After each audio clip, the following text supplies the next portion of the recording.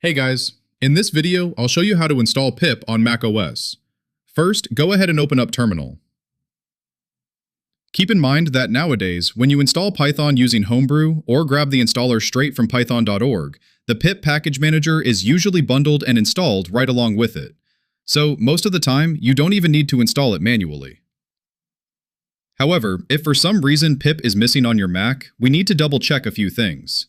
First, let's check Python by running the command which python3 to see if Python is actually installed.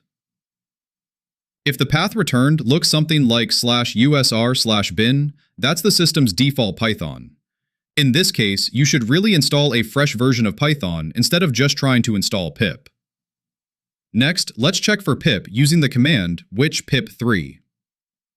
If the path returned is a system path like this, it means the Python version you installed doesn't have pip yet, so we'll go ahead and install it now. To install pip, just run this command. The M flag in this command stands for module. It tells Python to run a module named ensurepip. True to its name, this module checks if pip is already there, and if not, it installs it. The upgrade flag makes sure you get the latest version of pip that the ensurepip module currently holds. Once you run the command, you'll see a success message showing the pip module was installed, along with its version number, like 25.3.